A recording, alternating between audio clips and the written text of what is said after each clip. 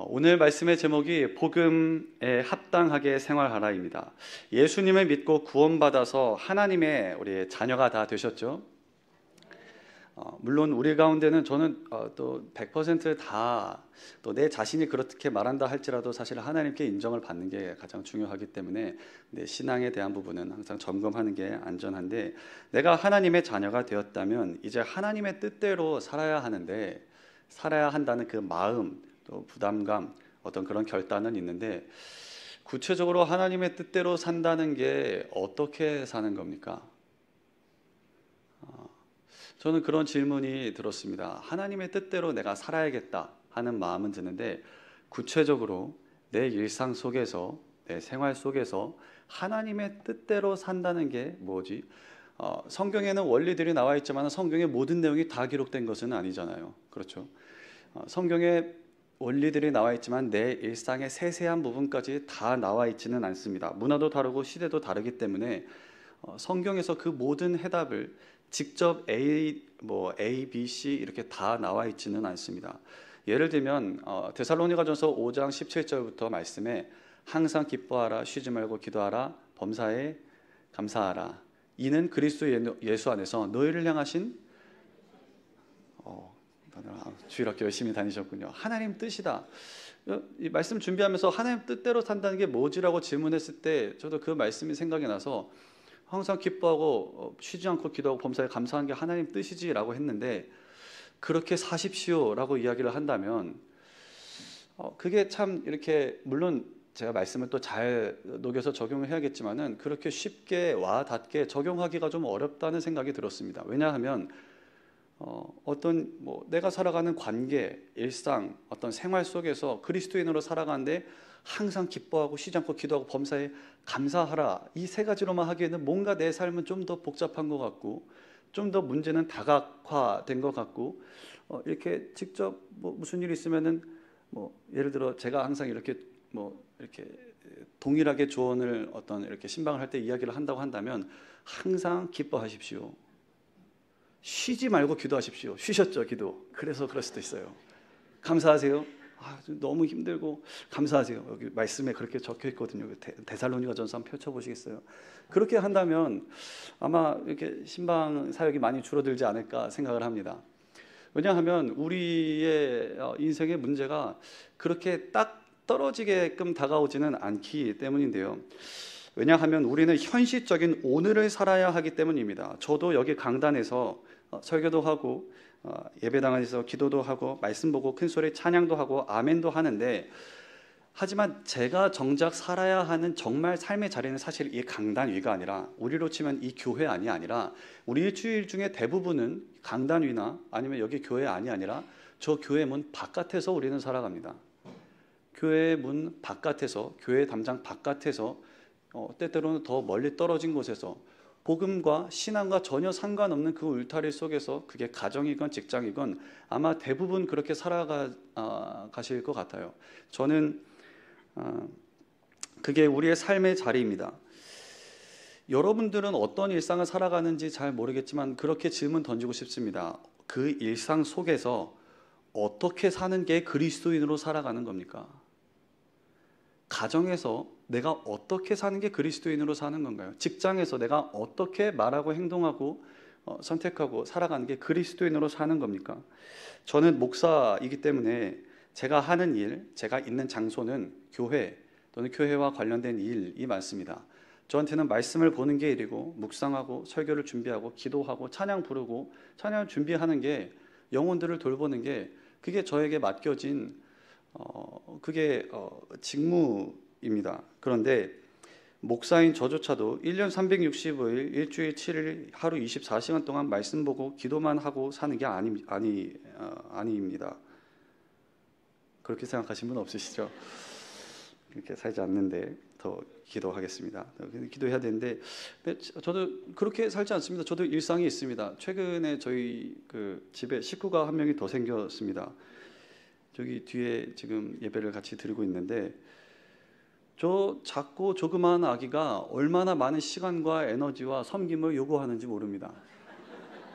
정말 많은 것을 줘도 부족한지 울고 안고 있어도 우는데, 안고 있어도 계속 우는데, 배부르지, 기저귀 갈아줬지, 똥 치워줬지, 계속 울면 어떻게 계속해서 요구를 하는데, 그러니까 말씀만 보고 교회 안에서뿐만 아니라 집에 가면은 직접적으로는 성경적이라기보다는 직접적으로는 어떤 그리스도인으로서 사는 것과는 조금 무관해 보이는 일들이 우리를 기다리고 있습니다.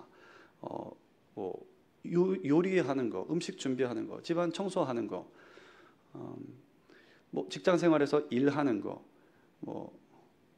돈 버는 거, 돈 버는 일, 열심히 돈을 버실 텐데, 그런 일들이 우리가 하는 가운데 그리스도인으로 살아간다는 게 그 가운데서 어떻게 사는 건지, 최근 9월과 10월에 공휴일이 많았죠. 추석도 있었고 개천절도 있었고 한글날도 있었고 참 감사했습니다. 근데 그 쉬는 날에 뭐 하고 지내셨습니까? 집에서 쉬셨습니까? 가족들과 만나셨습니까? 롯데몰, 이케아 같은 데 들리셨습니까? 영화를 보셨습니까? 이런 우리의 일상 속에서 그리스도인으로 생활하고 있는지, 나는 그리스도인으로 이 하루를 살아냈는지, 어느 그 휴일 중에 하루의 저녁 끝에, 하루 끝에 그런 생각이 문득 들었습니다. 나는 오늘 그리스도인으로 살았는가?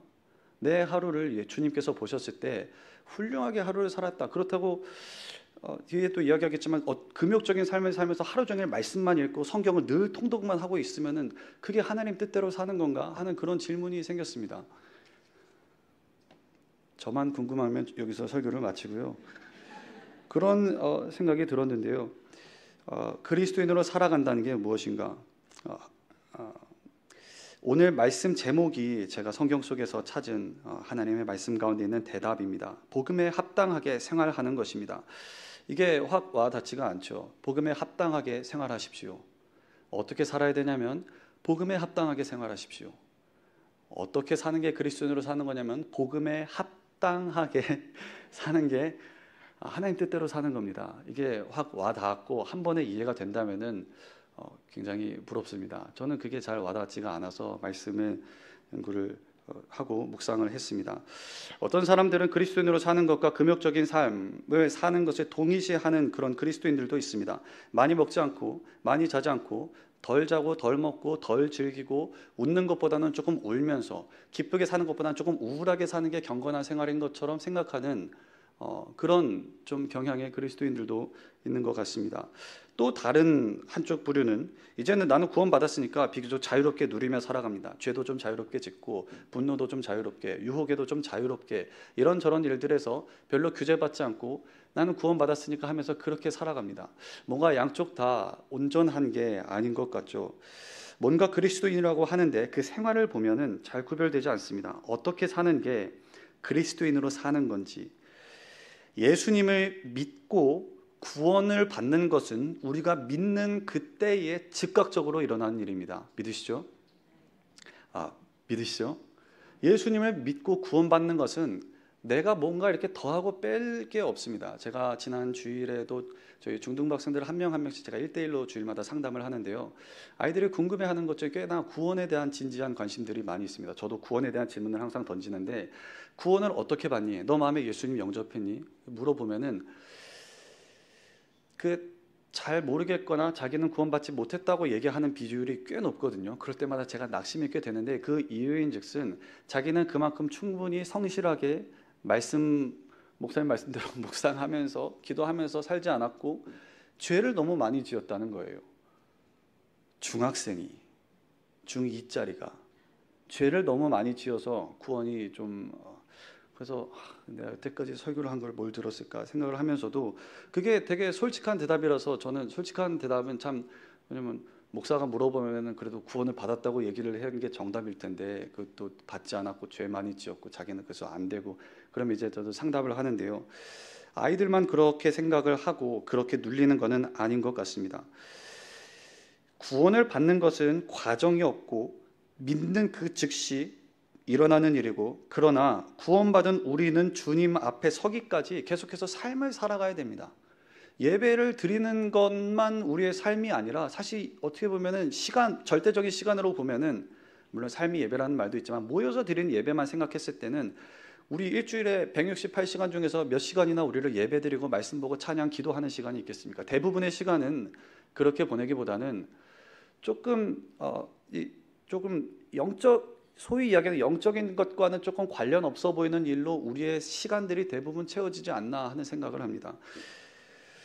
그렇게 일상을 살아가고 하는 가운데 세상 속에서 관계를 맺으며 살아가야 하는데 무엇이 구원받은 자에게 합당한 복음에 합당한 생활인지 오늘 말씀을 통해 살펴보겠습니다. 우리 본문의 27절 말씀을 다시 한번 읽겠습니다. 오직 너희는 그리스도의 복음에 합당하게 생활하라. 이는 내가 너희에게 가보나 떠나 있으나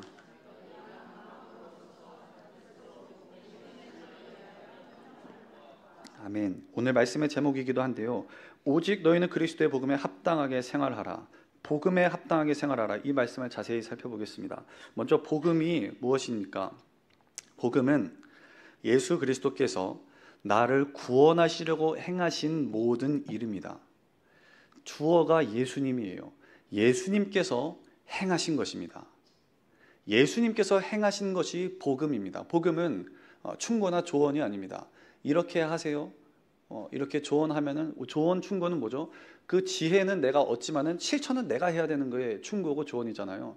복음은 충고나 조언이나 어떤 그런 가르침이 아니라 복음은 소식입니다. 소식은 내가 뭐 듣고서는 받아들이거나 믿거나 믿지 않거나 그걸로 끝이에요. 거기에서 내가 뭔가를 더 실천해야 된다거나 그런 게 없습니다. 복음은 예수 그리스도께서 나를 위해서 행하신, 시작하셨고 그 과정도 그 완성까지 행하신 그 모든 것이 복음입니다. 죄인인 나는 하나님의 뜻을 스스로 행할 능력도 없고, 능력이 없는 걸 넘어서서 사실 우리는 하나님 뜻을 행하는 것에 별로 죄인은 관심도 없습니다. 알고 싶어 하지도 않고 궁금해야 하지도 않습니다. 철저히 하나님께 대하여, 하나님의 의에 대하여 무능하고 죽은 자 같은 나를, 죽은 자 같은이 아니라 에베소서 2장에 보면 이미 너희는 죽었어. 이미 죽은 우리를 그리스도께서, 하나님께서 다시 살리셨다고 했습니다. 철저하게 의에 대해서는 죽은 우리인데 그런 나를 위하여 예수 그리스도께서 십자가에서 죽으시고 부활하심으로 나에게, 내가 아직 죄인 되었을 때 나에게 그분의 완전한, 깨끗한, 더하거나 빼거나 할 필요가 없는 완전한 의를 완성하셔서 이미 나에게 전가해 주셨습니다. 이 말씀이 고린도 후서 5장 21절에 제가 읽겠습니다. 하나님이 죄를 알지도 못하신 이를 우리를 대신하여 죄로 삼으신 것은 우리로 하여금 그 안에서 하나님의 의가 되게 하려 하심이라. 이걸 어려운 말로 거룩한 신적 교환이라고 하는데요. 예수님께서는 우리에게 그분의 완전한 의를 주셨고, 나는 내 더럽고 지은 게 죄밖에 없는 나 중심으로 살았던 그 모든 죄와 악과 그런 모든 뿌리들을 주님께서 가져가셨다는 겁니다. 주님께서 내게 의를 주시고 그 내 더러운 죄는 주님에게로 가게 된 그 거룩한 교환이 일어나는 게 십자가이고, 우리가 믿을 때에 보이진 않지만 영적으로 일어나는 일입니다. 죄를 알지도 못하신 예수님이 나를 대신해서 죄를 전가받으시고 십자가에서 죽으셨습니다. 혹시 전도 대상자와 대화를 나눠보신 적 있으시죠? 전도하고 계시죠? 전도, 우리 이제 10월 20일에 우리 교회 전도 초청 주일로 이제 지키게 돼서 행사를 하게 되는데요. 저는 참 그 행사가 정말 복되고 귀한 행사라고 생각을 합니다. 무슨 행사 하는데 전도해서 믿지 않는 사람을 주님께로 데려오는 일, 무엇보다도 천하보다 귀한 영혼이라고 주님 말씀하셨는데, 근데 그 전도 대상자들과 대화를 해보면은 당연히 물론 기존에 신앙생활 하셨던 분도 있지만은 전혀, 우리 전문 용어로 생짜배기라고 하잖아요. 생짜배기들과 대화를 해보면은 기발하고 신박하고 우리끼리는 예의상 물어보지 않는 것들을 막 물어봅니다. 하나님 봤어요? 부터 시작해서 죽어봤어요? 천국 있는지 어떻게 그렇게 확신하세요? 당신이, 저 같은 경우에 이제 목사인 이제 신분이 노출된 불리한 상황이라면은 목사님은 목사님이니까 성경을 믿지만 나는 뭘 믿고 성경을 믿을 수가 있습니까? 하는 질문들도 받게 되는데, 그 중에 하나가 교회 같이 갑시다 하면은 여러 가지로 이제 교회 안 다니는 사람들도 방어를 하는 전략들이 있습니다. 대표적인 것 중에 하나가 저 불교입니다. 딱 이제 철벽을 치면은 자기 개인 프라이버시, 이건 내 건데 네가 뭔데 나한테 와서 교회를 가자고 해 한데 뭐 불교입니다 뭐 합니다. 근데 제가 그 불교 다니는 신자들 하나 팁을 주자면은, 불교 신자들은 절을 잘 가지 않거든요. 한번 이렇게, 물론 가끔 가다 열성적인 분들이 있는데 불교 신자한테 절에 가세요 하면은 멋쩍게 웃으면서 절은 안 가는데 하면은 안 가는데 주일에 뭐 하세요 하면은 저 노는데 하고 이제 이렇게 할 수도 있는 건데, 그 중에 하나가 교회 가자고 하면은 나오지 않는 변명으로, 근데 좀 진솔한 이야기를 하다 보면 나오는 것 중에 하나가 저 죄가 많아서 못 가겠어요. 지은 죄가 많아서. 그 말과 생각 속에는 뭐가 있냐면은, 그래도 교회 다니는 사람은 좀 의롭고 착하고 선행을 하는 사람들, 순수한 사람들이 가는 건데 내가 그 무리에 끼기엔 나는 너무 악한 사람이라는 생각이 있는 것 같습니다. 근데 우리도 비슷한 생각을 하는 것 같아요. 신앙생활을 하면서 복음을 믿고 예수님을 믿는데, 그 처음 시작은 그렇게 해서 은혜로 구원받았는데 살다 보니까는 내 죄를 자꾸만 보게 됩니다. 반복적으로 죄를 짓게 되고 그 죄 가운데서 눌리고 하다 보면은 자꾸 자신이 없어져요. 자꾸 좀 힘이 빠지게 됩니다. 내 죄가 얼마나 많은지, 얼마나 약한지, 얼마나 자주 넘어지는지, 그래서 자책하고 죄책감과 정죄감에 시달립니다. 정작 그 많은 죄를 친히 어깨에 짊어지시고 골고다 언덕에 오르신 예수님을 묵상하기보다는 내 죄를 더 묵상하는 겁니다.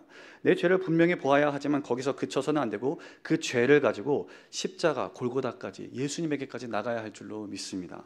거기에서부터 그분의 의가 다시 한번 내 안에 새롭게 되는 것입니다. 그 앞에 내 죄의 짐 벗어버리고 그분의 의를 나의 옷으로 삼고 예수님을 나의 의로 삼고, 그때에 예수 그리스도 안에서 하나님께 나아갈 담대함을 얻습니다. 에베소서 3장 12절 말씀에 우리가 그 안에서 그를 믿음으로 말미암아 담대함과 확신을 가지고 하나님께 나아감을 얻느니라 하고 했습니다. 그 안에 있을 때만 담대하게 하나님 앞에 나아갈 수 있습니다. 그 밖에 있을 때, 예수님 밖에 있을 때는 내가 설령 담대하게 나간다 해도 그건 뻔뻔한 밖에 되지 않습니다. 자기 의를 가지고 하나님 앞에 당당하게 나아설 수 있는 사람은 거짓말쟁이거나 진지하게 하나님을 대하지 않거나 밖에 없습니다. 정말로 내 자신의 죄를 직면한 사람은 예수님의 십자가 그늘 안에 숨겨지는 것 외에는, 그 손에 덮어지는 것 외에는 다른 걸로는 하나님 앞에 나아갈 수가 없습니다. 그래서 그리스도의, 예수님의 복음입니다. 오직 너희는 복음에 합당하게 생활하라고 했는데요, 여기 합당하다는 말은 헬라어로 악시오스인데 이치에 맞다, 알맞다, 적당하다는 뜻입니다. 바울 서신의 여러 군데 제가 말씀을 좀 인용하겠습니다. 데살로니가전서 2장 12절 말씀에 이는 너희를 부르사 자기 나라 영광에 이르게 하시는 하나님께 합당히 행하게 하려 함이라. 골로새서 1장에 주께 합당하게 행하여 범사에 기쁘시게 하고, 에베소서 4장 1절에 너희가 부르심을 받은 일에 합당하게 행하여. 그러니까 이 합당하다는 말은 바울 서신에 자주 행동과 연관이 되어서 같이 세트로 나오는 단어인데요, 이 합당하다, 그리스도인에게 합당하게 사는 그 삶의 틀이 있는데, 에베소서 4장 1절 이후에 계속 말씀을 보면은 그리스도인으로서 합당하게 사는 삶의 자세에 대해서 사도 바울은 곧 모든 겸손과 온유로 하고 오래 참음으로 사랑 가운데 용납하고 평안에 매는 줄로 성령이 하나 되게 하신 것을 힘써 지키라, 이런 것들이 그리스도인에게 합당한 행동들인데, 여기에 다 기록되지는 않더라도 그리스도인에게 합당한, 적당한 생활이 있습니다. 빌립보서에서 사도 바울은 이 모든 것들을 요약해서 이렇게 말하는데, 그리스도의 복음에 합당하게 생활하라. 그리스도의 복음에 합당하게 생활하라. 이 한마디 안에는 많은 진리가 압축되어 있고 함축되어 있습니다. 그 합당한 기준이 뭐라는 겁니까? 그리스도의 복음이 우리의 생활의 기준이라고 바울은 분명하게 제시해 주고 있는 겁니다.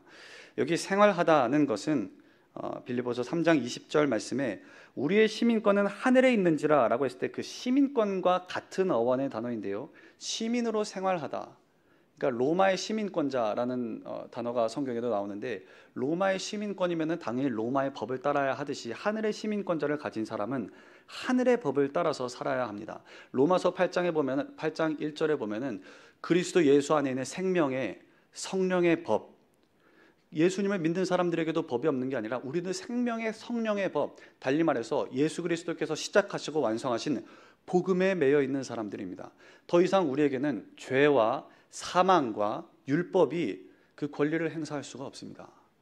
죄는 더 이상 우리를 얽어매거나 그렇게 할 수 있는 힘도 권능도 자격도 상실했습니다. 에베소서 2장 말씀에 공중의 권세 잡은 자는 더 이상 우리에 대해서 어떤 요구를 할 수 없고 쥐고 흔들 수 없는데, 다만 마귀가 가진 한 가지 무기는 속임수가 있습니다.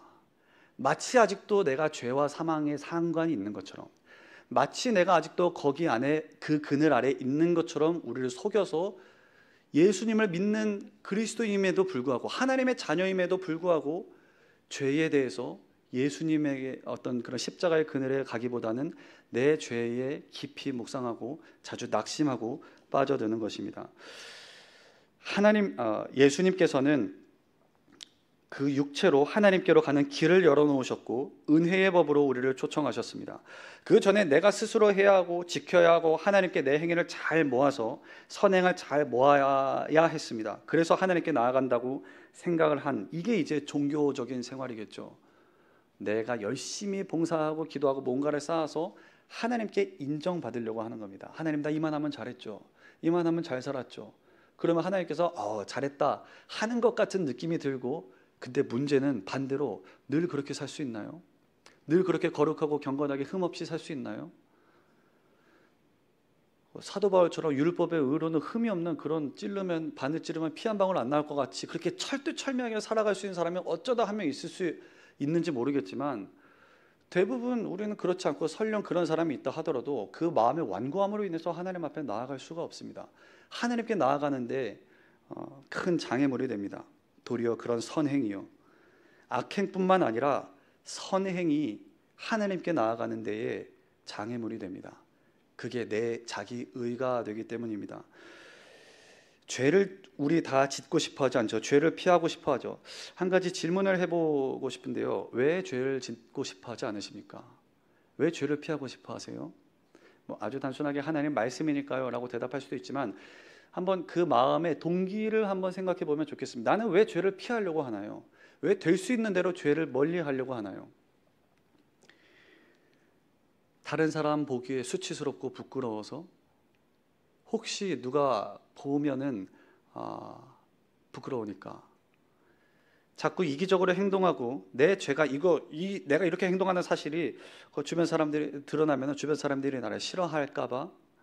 아니면 하나님께서 나한테 내가 죄 지으면 복을 안 주십니까? 아니면 죄 짓고 나면 내가 후회스럽고 마음이 찜찜하고 불편하니까, 뭔가 신앙생활 이만큼 미끄러졌다가 다시 올라가야 된다는 그런 생각 때문에? 이상 죄를 짓지 않는 우리의 동기를 가만히 살펴보면 두 가지로 압축할 수 있다고 생각이 드는데요, 하나는 두려움이고 다른 하나는 자존심입니다. 이런 것들이 동기가 되면은 내 마음을, 이런 것들도 효과가 있습니다. 어느 정도는 내가 신앙생활을 거룩하고 흠없이 살아가는데 도움이 됩니다. 두려워하는 거, 내가 이러면 복 못 받지, 하나님께 저주받을 거야, 심판받을 거야 하는 징계가 무서워서 하는 것들 누릴 수는 있는데, 우리 아주 강력한 용수철을 갖다가 절대로 이렇게 용수철을 누른다고 하면은 어느 정도까지 누르고 압축할 수 있지만은, 이거 누르면 누를수록 어떻게 되죠? 훨씬 더 강한 반발력으로 튕겨나갑니다. 그게 예를 들어 1톤의 힘을 가진 용수철이다, 내 힘껏 눌렀다가 튀어오르면은 코가 나갈 수도 있지 않겠어요? 왜 거룩하게 살고 흠없이 사는, 저 사람 정말 깨끗한 사람이다 하는 사람이 어처구니 없는 엄청난 범죄를 뒤로는 저지르고 있는 거를 안타깝지만 우리 한 번씩 듣지 않습니까? 우리 자신에게도 그런 것들을 보지 않습니까? 그래서 실망하지 않습니까? 율법은 이런 두려움과 내 자존심, 그러니까는 내가 결국 나를 위해서 지키려는 이런 모든 통제하는 것들은 우리의 외적인 행동들, 마음의 중심이 아니라 겉에 있는 것들은 바꿀 수 있지만 그 마음의 동기는 전혀 변화시킬 수가 없습니다. 그게 율법의 한계입니다. 율법은 내 마음의 어떤 통제할 수 있고 할 수 있지만 그 근본의 성질은 변화시킬 수가 없어요. 이사야서에 말씀한 대로 구수인이 그 피부를, 표범이 그 반점을 없이 할 수 있느냐? 할 수 있으신데 죄악에 익숙한 너희도 선을 행할 수 있으리라. 할 수가 없습니다. 우리는 그렇게는 살 수가 없습니다. 그러나 그리스도의 복음은 우리를 변화시키는 능력이 있습니다. 복음에는 하나님의 능력이 있다고 했습니다. 사도 바울은 복음을 여러 가지로 정의하지만 그 중에 중요한 게 두나미스, 다이너마이트의 어원이 되는 능력입니다. 복음에는 하나님의 능력이 있어서 내 힘으로, 의지로, 노력으로 바꿀 수 없고 깨질 수 없고 완고하게 딱딱하게 굳어져 있는 것들을 그 속에서부터 벗겨내고 변화시킬 수 있는 능력이 오직 예수 그리스도의 복음에 있는 줄로 믿습니다. 복음은 겉의 행동이 아니라 우리 속사람을, 그 영혼을 변화시키는 능력이 있습니다. 그리스도인의 변화는, 진정한 변화는 그래서 겉의 행동의 변화 이전에 속으로부터의, 안으로부터의, 내면으로부터의 변화입니다. 내가 예수님 믿으니까 이제 착하게 살아야지, 욕하지 말아야지, 죄짓지 말아야지, 유혹에 빠지지 않고, 분노하지 않고, 더럽게 생활하지 않고, 기도 열심히 해야지, 예배 빠지지 말아야지, 예배 듣지 말아야지, 봉사해야지, 이런저런 거 해야지 라는 것들을 우리가 결심하고 결단하지만 시간이 지나갈수록, 그렇게 죄짓지 않고 살아갈수록 뭔가 신앙생활이 어떠세요? 점점 더 좁은 길로, 갈 수 없는 길로 가다가 어느 순간인가 다시 탁 놨다가 다시 시작하다가 또 탁 놨다가 하는 것들을 반복하는 것들을 정직한 그런 좀 마음으로 진작에 살아가려는 그리스도인 살아가려는 사람들이라면 누구나 아마 느껴보지 않았을까 생각을 합니다. 존 버년이 쓴 철로역정에 보면 비슷한 예시가 나오는데요. 철로역정이 순례길을 가다가 한번 게임에 빠져서 어디로 가게 되냐면은 도덕굴, 윤리마을, 도덕마을에 사는 율법이라는 선생을 찾아가는 이야기가 나옵니다. 갈 때는 길이 되게 탄탄대로고 확실해 보여요. 본인이 원래 가던 길보다 더 확실해 보여서 그 길로 처음에 들어가는데 갈수록 길이 울퉁불퉁해지고 좁아지더니 나중에는 그 끝에 보면은 낭떠러지가 되고 하늘에서 불벼락이 떨어집니다. 거기서 전도자를 만나서 다시 길을 돌려서 돌아와요. 율법으로 의를 얻고자 하는 사람, 하나님께 인정받고자 하는 사람의 신앙생활이 이것과 같습니다. 처음에는 확실한 것 같고 뭔가 착착착 쌓아나가니까 되는 것 같은데 그게 반복되면 반복될수록, 해가 거듭할수록 할 거는 내 자신에 대한 실망밖에 없습니다. 나는 안 되나 보다. 저 사람은 어떻게 저렇게 살지? 나는 안 되나 보다. 은혜로, 갈라디아서 이야기한 대로 성령으로 시작했다가 율법으로 마치는 신앙생활이 그런 것과 같습니다. 오늘 사도 바울은 빌립보 교인들에게 복음을 말할 때 구원의 길, 구원과 관련해서 말하지 않고 복음을 생활과 연결지어서, 우리의 일상과 연결지어서 복음에 합당하게 생활하라라고 일상을 살아가는 삶과 연결지어서 말하고 있습니다. 한마디로 복음으로 살라는 겁니다.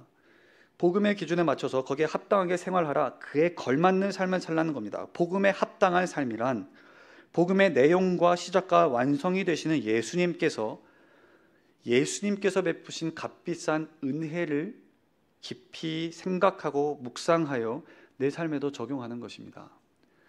복음에 합당한 삶이란 복음의 내용과 시작과 완성이 되시는 예수 그리스도께서 베푸신 값비싼 은혜를 깊이 생각하고 묵상하여 내 삶에도 적용하는 것입니다.